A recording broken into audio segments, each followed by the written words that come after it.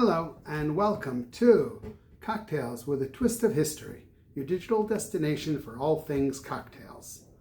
I find it interesting that there were more than a couple of politicians that drank a scotch and soda as their drink of choice. Woodrow Wilson, Lyndon B. Johnson, and of course Winston Churchill. They were all famous for their scotch and sodas.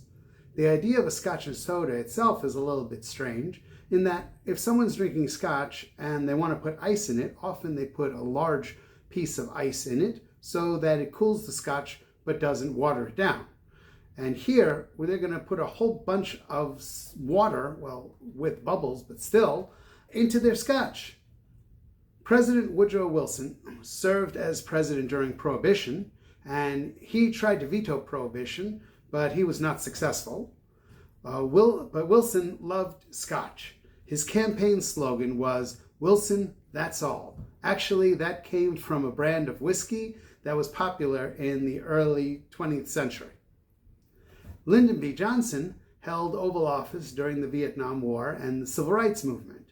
Unsurprisingly, he was known to enjoy a nice drink when he could have it. His wife, the First Lady, who was very popular, they called her Lady Bird, often tried to curb his excessive drinking. His scotch and soda usually comprised of Cutty Shark, which is a brand of scotch, that and plain seltzer. Okay, I have been talking way too long without a drink in my hand, so let's make a scotch and soda. You would think that it's real easy, it's just scotch and soda, but before you can just dump a whole bunch of soda into some scotch, that will water down your scotch too much. So, it's interesting, a guy from the New York Times, a guy named Harold McGee, who is a food scientist, said, quote, "Aroma molecules are also more chemically similar to alcohol molecules than they are to water. So they tend to cling to alcohol and are quicker to evaporate out of a drink when there's less alcohol to cling to. Add water and there's less alcohol to irritate and burn and more aroma released." I don't know if that's true, but it sounds great. Most people, when they're making a scotch and soda, do it as 2 parts soda and 1 part scotch. I think the opposite is necessary. So we are going to make it with 2 parts scotch, 1 part soda. The seltzer I have put in the freezer for a while so that it's nice and cold. The scotch I'm going to be using is a high proof scotch, and we build it right into the glass. That is a chimney glass, sometimes called a Collins glass, depending upon the height, but it's a long and narrow glass. So we are going to put in, actually first we're going to put in our ice. So here we go. We are going to fill our glass with our ice. Make sure that we have plenty of ice inside our glass. Hold on, see if I can do that. And there we go. And you can see pretty much full of ice. We are going to put in 2 full ounces of our scotch.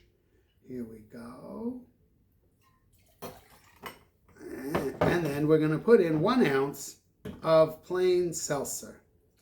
And the plain seltzer we are going to put in very carefully so that it does not get too much bubbles and too much, mixed up into the scotch. Yes, it gets mixed up. If you want, you can take your spoon and give it a very, very slight turn just to make sure that it incorporates, but you don't want the bubbles to go away. And that is a scotch and soda. Cheers.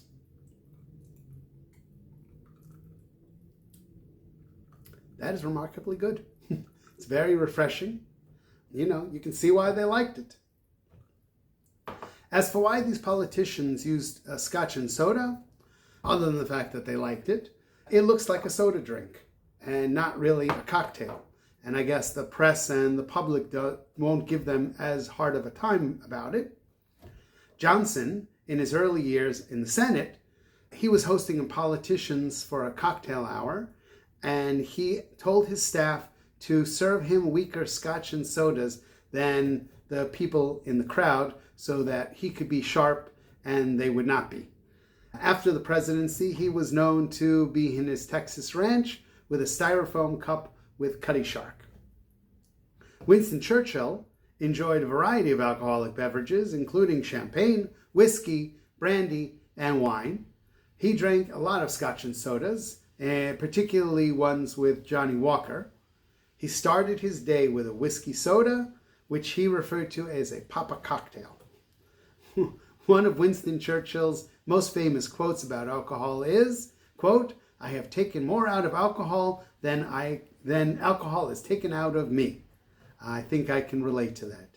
Anyway, as usual, if you know other pieces of history, please, we want to hear about it. You can put it in the comments, you can email it to us, or you can tell it to the bottle.